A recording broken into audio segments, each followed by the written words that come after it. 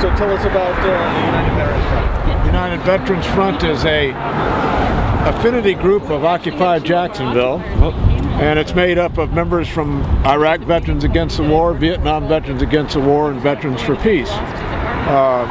Both Bill and I are members of VVAW and Veterans for Peace. Our mission is to support whatever we can with any kind of Occupy operations with whatever resources we can put together. We operate with groups throughout the United States at doing these things and being a part of it, and try to keep everything on a unified message and create an impression that there's an awful lot of support for this kind of thing from the veterans community. Okay. And what brings you to the FBI building today? Well, the truth. The truth brings us to the FBI building today. It's time for us to tell the truth about who the Federal Bureau of Investigation really serves. And right now they're serving the corporations and the lobbyists, and they're not serving the people. And they're targeting people who do represent the people, which is a 99%. And we're out here to protest that. And ask, why can't we just simply tell the truth? And tell us about ALEC and its connection to the FBI. Well, ALEC is more with the legislatures. They actually literally write the laws for this country.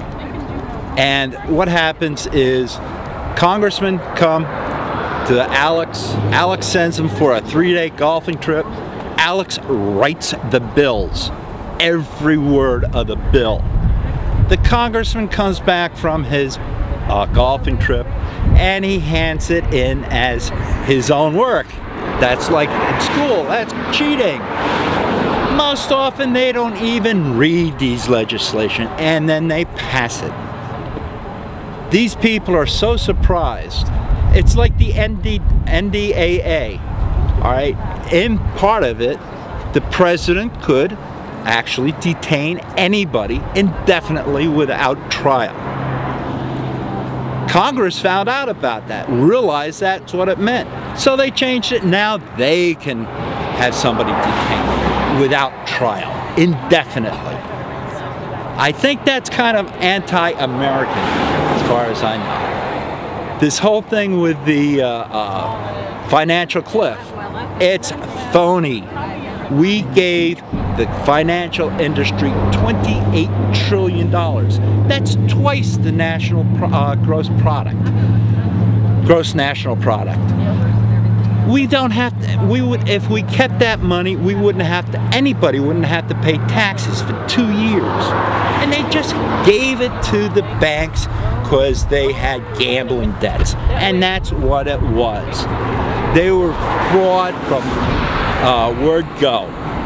They saw these banks are settling these lawsuits for $25 billion, things like that, and they're getting trillions of dollars. I don't know about anybody else. I cannot comprehend $1 trillion, but I understand supposedly we could colonize Mars for $1.5 trillion. For 28 trillion? Imagine, I mean, can anybody comprehend what we have done? I mean, this physical cliff was bogus. While they were talking about this, they passed this NDAA again, and again, they have reserved, the Congress has got the power to hold somebody in detention indefinitely. They do not have that power. How do you think that's going to work out? In the courts have already passed some approval on that in last year's, so I don't think the courts are going to do anything about that. What about my understanding was the case was initially it was the law was struck down, and now it's still pending adjudication. Actually, that case is not what everybody thinks it is. They were looking for exceptions to that, not that the law was unconstitutional. They wanted exceptions for the press and professors and things like that. They weren't going up against it as being just unconstitutional. They were looking for exceptions to it. They didn't care about the rest of us. Yeah, so in reading the ruling, it seemed to the judge seemed to say that it violated the the First Amendment as well as I think it was the Fourth Amendment. They wanted people being exceptions to it. Again, the press, things like that. Nobody should ever be brought and detained without a chance to prove themselves innocent.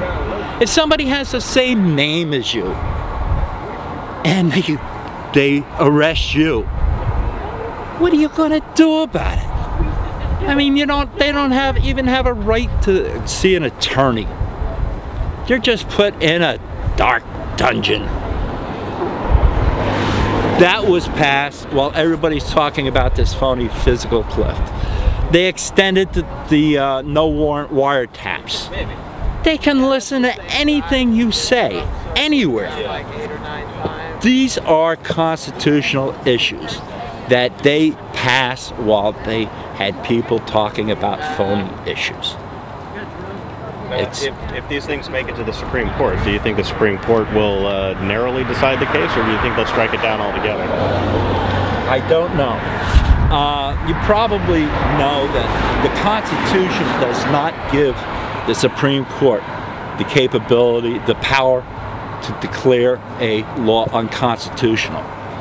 They decided one day that they had that power. It's not in the Constitution. So all this stuff about these activist judges, every Supreme Court justice that has made a ruling that a law was unconstitutional was an activist judge, because that is not in the Constitution. Our country is not what it was when I grew up. I mean, it's not even close, and nobody has any shame. So if a law, well, you're saying the Supreme Court can't basically, you're saying the Supreme Court can't or does not have the authority to say that a particular law violates an amendment to the Constitution, or cannot be declared unconstitutional. There's nothing in the Constitution that gives the Supreme Court that capability, that power. If the legislature passes a law that violates, like, say, the 14th Amendment, and then that gets approved by the executive branch, the judicial branch does not have, but the judicial branch wouldn't have the authority to look at that law in conjunction with the Constitution that says that can't happen. They can interpret it, but they cannot strike down the whole law. All right. Now, I'm not a constitutional attorney, but I've read the Constitution, and there is nothing in there. I think it's Article 3 is the courts. Article 3 is the judicial branch. Yeah. There's nothing in there that they've got that power. So who knows what they're doing. I am shocked, and there's a complex issue with gun rights. But the Second Amendment is for militias. That's English. It's been ruled that way for over 200 years. They didn't change the wording of it all of a sudden. So I don't know what the Supreme Court is going to do. And again, one of the big things are we just do not pay any attention to the Bill of Rights anymore. What would the FBI have to do coming out of that building? What would they have to do to satisfy you on this particular issue that you're here for today? Again, mainly they declared occupiers as terrorists. I have never seen any terrorists in the organization, and I've been around to a lot of the different occupiers. All right, there are some people that get a little rowdy maybe, but it's far from being a terrorist. And that is basic. All the Bill of Rights are basic to a society, a free society. If we cannot say what we feel is right, then we cannot discuss anything. many things are said that I don't agree with. But I defend my... Again, in Vietnam, there were only 23 other Marines between me and the whole North Vietnamese army. I thought I was defending things like freedom of speech. Even though I might not agree with somebody, they've got a right to say it. Now we can't say it in front of anybody with Secret Service. It's unbelievable. The people that have to hear our arguments are the ones behind Secret Service. It's totally ridiculous. Again, NDAA with trials by jury. Trials. If you do not allow anybody a chance to prove their innocence, it's ridiculous. These people here declared us terrorists. Never, never. I have not seen a single terrorist, and this one guy in New York was not part of Occupy. And it's been out, but the mainstream media still runs with it that Occupier was found with all these explosives. He wasn't part of Occupy. But some well, I don't know. I read several things that whole thing is really fun, and they're still running with it. We just cannot trust mainstream media. They've got an agenda, and it's not for the people of this country. Thank you. Let's start with the sign. FBI lies. We want answers. What is your take on that? What's your... This concerns the Occupy movement in that people are being targeted. That the Occupy movement is being targeted by the FBI. We are, and I'm concerned about it for another reason too, and that's why I have the other sign up here. And this concerns the laws that are coming out with the Obama administration. This database would have everybody that's gone into that's been involuntarily committed, that's been in the mental health system, on a database that could be targeted by law enforcement, including the FBI. Okay. And this is really scary as far as I'm concerned, because most people in the mental health system who have been labeled mentally ill are not violent at all. And the point of the matter is, what is the legal definition of mental illness? What will get you, admitted to a hospital involuntarily? That is being perceived of the criteria supposedly, and this is the reason to put people in there. It's not why they go into the hospital.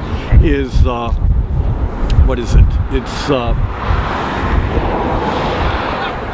danger to oneself and others.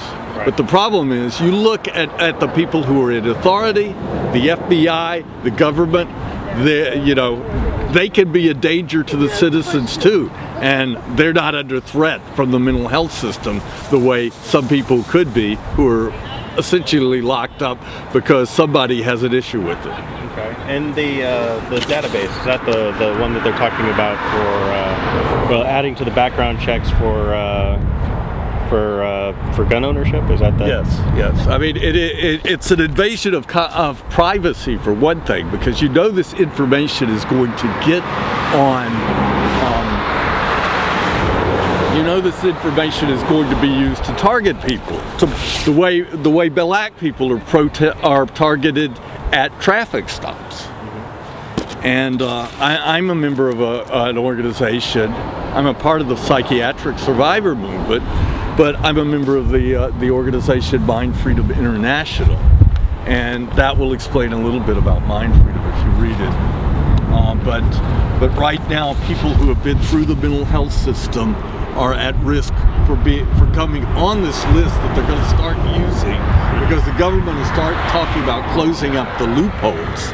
And so that will mean, that people will be targeted and treated as criminals while on one hand they're talking about erasing stigma. On the other hand, they're causing people this prejudicial action, this discrimination against people because they have records, because they have had a history of mental health treatment. Well, are there any types of, is there anything in like a background check, like for gun ownership, for example?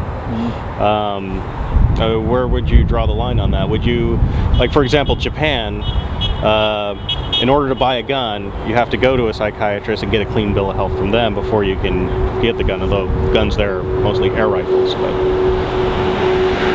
And we don't have the homicide rate that you've got in this country. Right. But, well, it's not directed against anyone because of violent behaviors. I mean, the criteria for getting in the hospital supposedly is. But that's not why people are put in the hospital. That's only the excuse. They're in there without a hearing. I mean, with just a hearing, Baker Act or whatever. And there aren't a lot of legal protections. There aren't lawyers representing them in the community.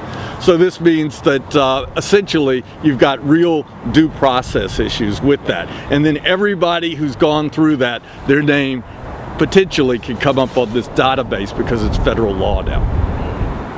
And like I said though, are there, like for example in that case, if it's the individual that has to provide some sort of documentation that just would say only, you know, whether or not this person's doctor feels that this person is responsible enough to have a gun, would you support that because it wouldn't have a database, or would you be against that as well? Well, right now you could petition the court in some states to get your gun rights back, and some veterans, for example, have done that. The problem is that people are not being really targeted for violence. They're being targeted because they've gone into the mental health system, so that... You say it's overly broad.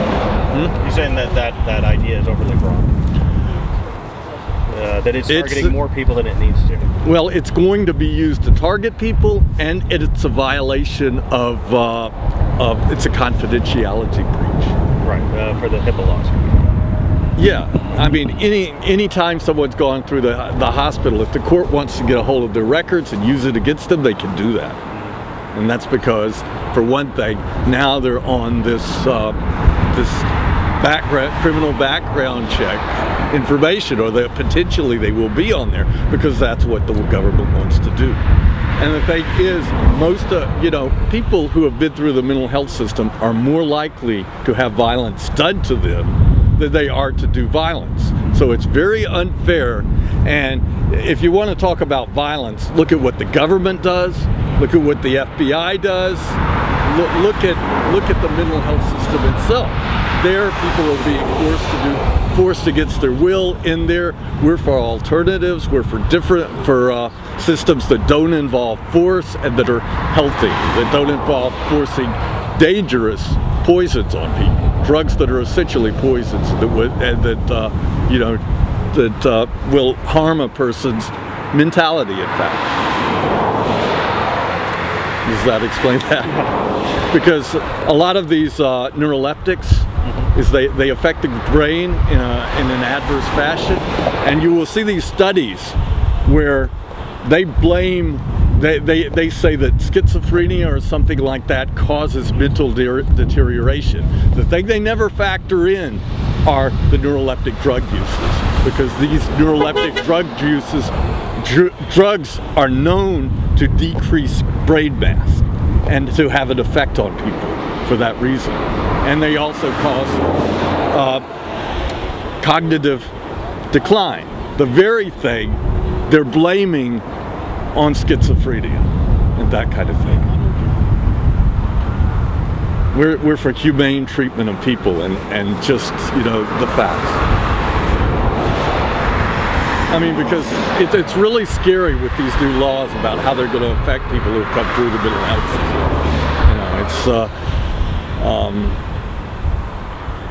It's an atrocity, really. This could be used to target people by law enforcement, and I'm sure it will be used to target people by law enforcement.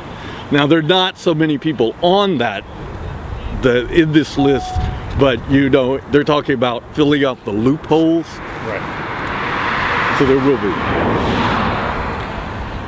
And beyond that, you know about Occupy movement. You know that the FBI has targeted the Occupy movement.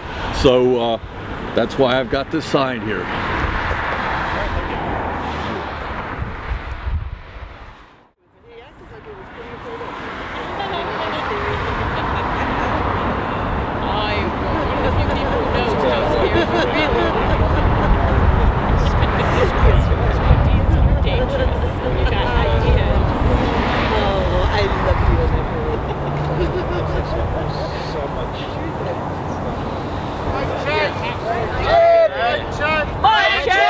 We Occupy activists. We Occupy activists. Are here today. Gone tomorrow. To seek answers. We've learned that the FBI. We've learned that the FBI considers anyone who works for change. Terrorist. A terrorist. But we're not afraid. We will continue.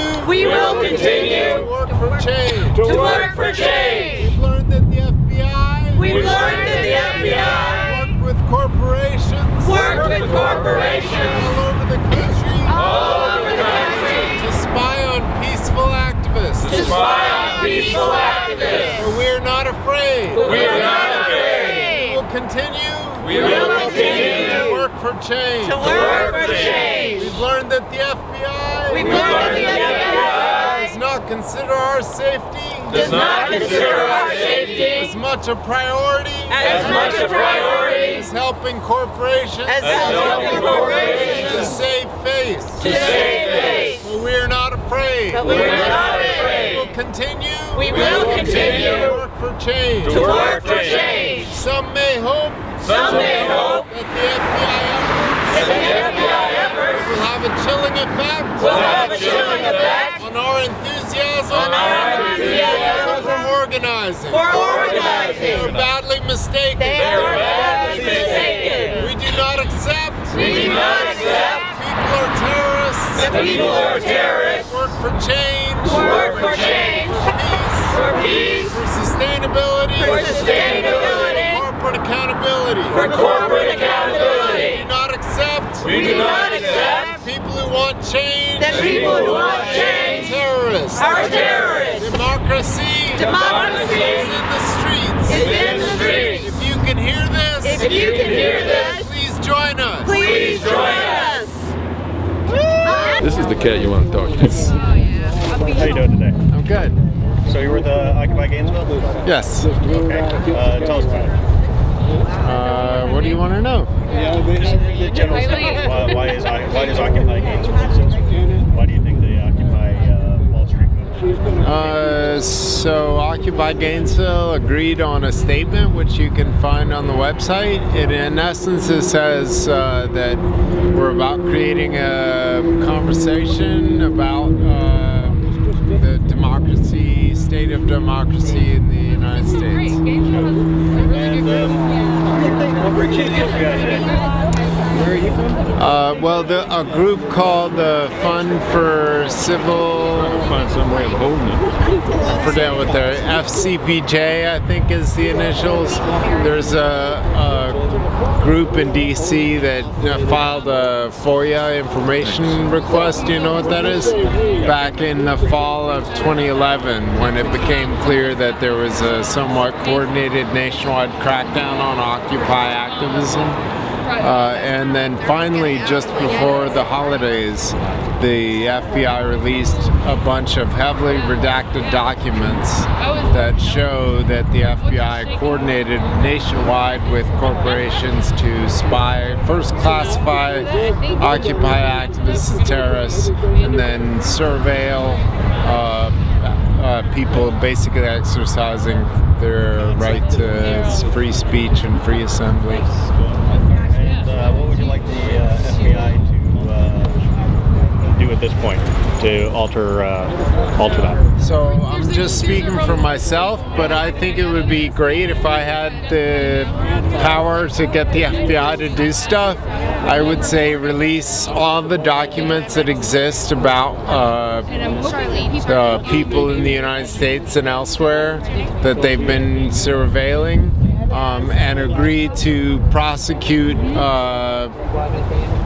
real crimes, not crimes of people acting for sustainability and peace and corporate accountability, but investigate instead when people are actually, I mean, there are laws on the books for corporate accountability, and what the documents reveal is that the FBI really prioritizes trying to put a damper on citizen activism rather than on, you know, people breaking the law, which the way that many corporations have been breaking the law.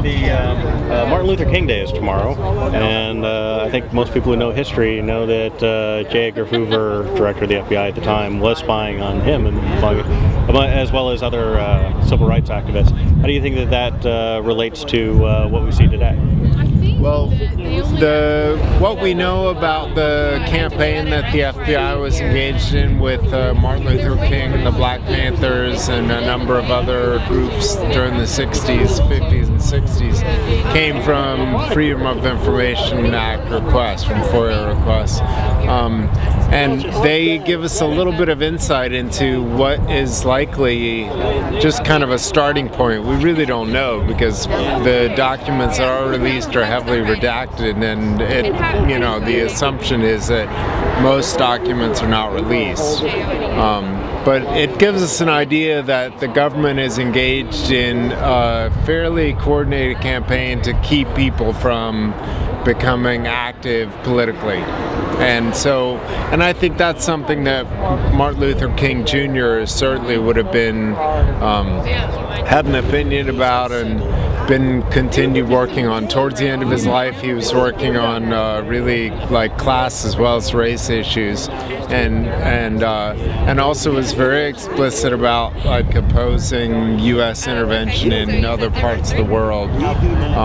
So I think that Martin Luther King Jr. would be very much a fan of citizen activism, of people activism. Yeah. Thank you. Does that answer your question? Yes. How'd I do, John? Very well.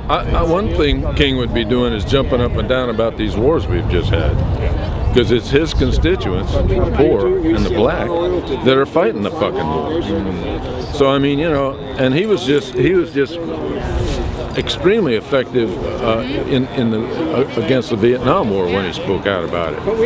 And you know, I wish somebody like him was around today with that same forum. Because, I mean, there are a lot of people around, but nobody pays any attention to them. I mean, if we all listened to Noam Chomsky, we wouldn't have any problems at all. But we're going to march tomorrow in the King Parade in Gainesville.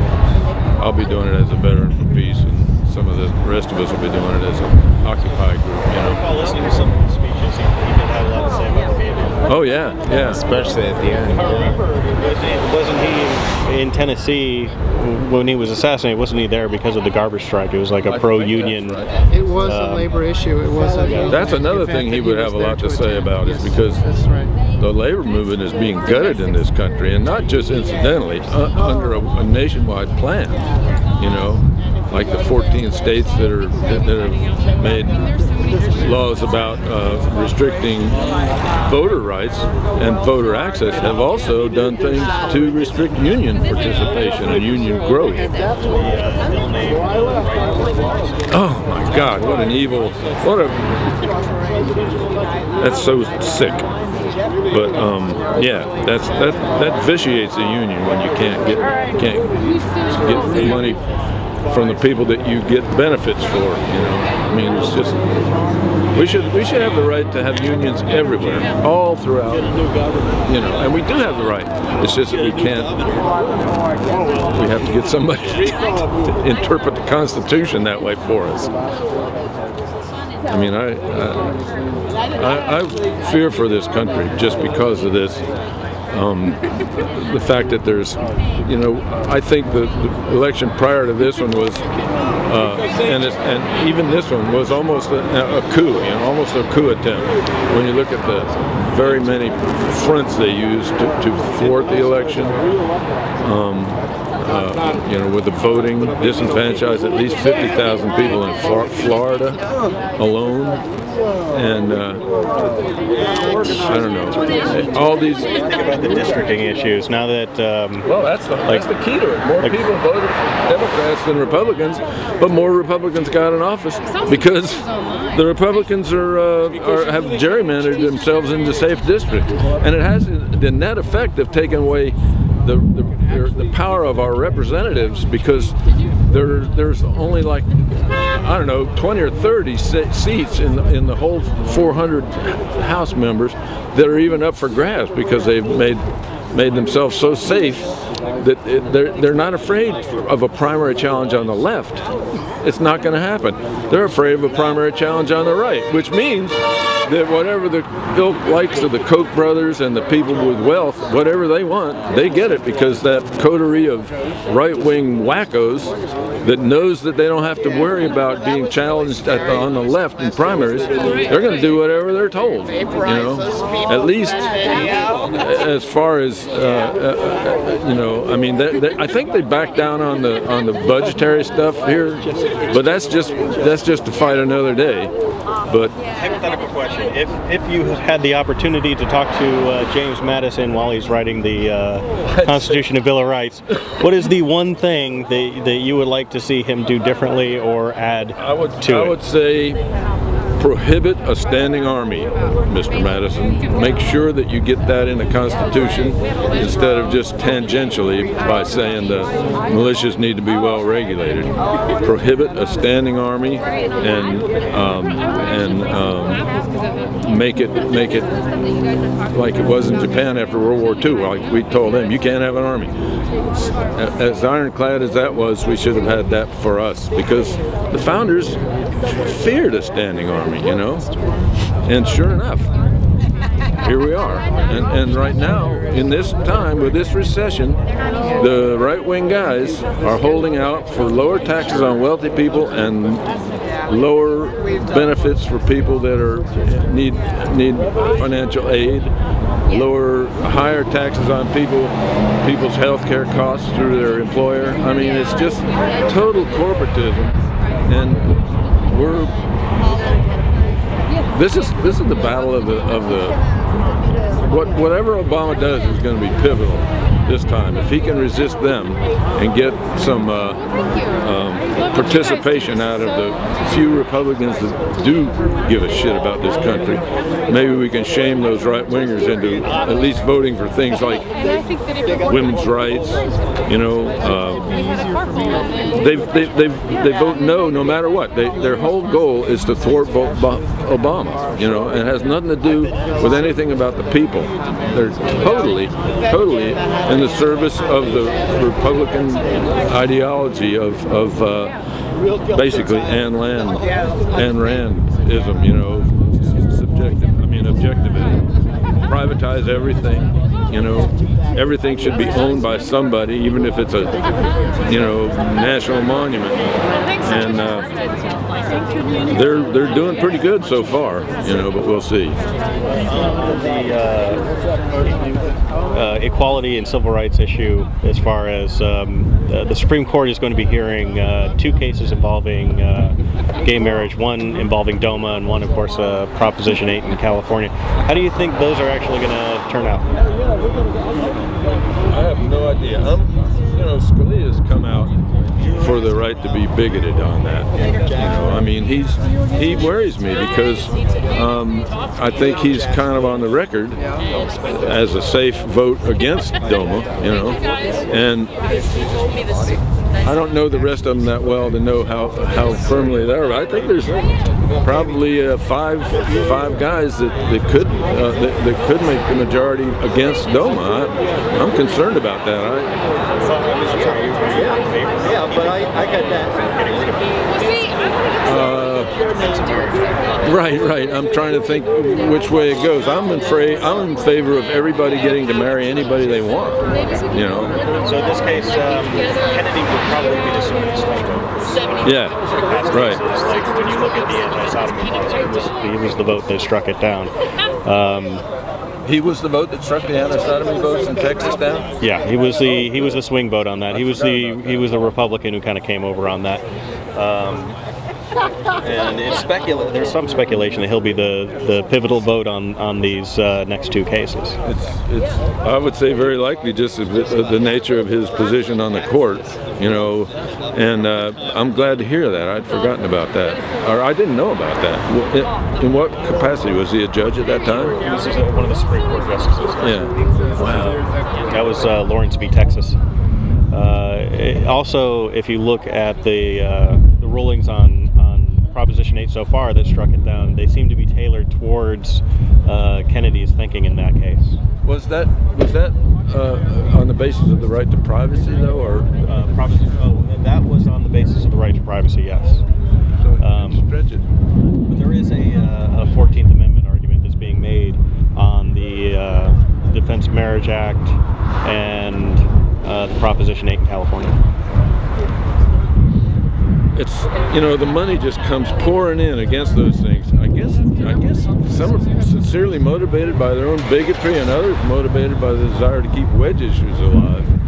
And I was surprised that California, you know, voted against it. I mean, that was very disappointing. But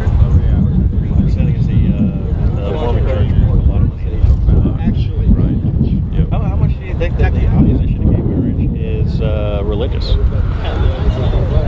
I think it's a lot at the gut level. I mean, for instance, people that should be for minority rights, like black people, are largely against that. You know, because of a church orientation and a kind of taboo. You know, and it's tragically obvious that that's the same kind of civil rights issue, and yet it's not obvious to them. And that's true of any believer. I'm so sick of religion. It's scary. You know, people are just totally bamboozled. We're out of tape. Well, it's good talking with you anyway. All right, thanks a lot. So, are you a writer? Yes. What do you write?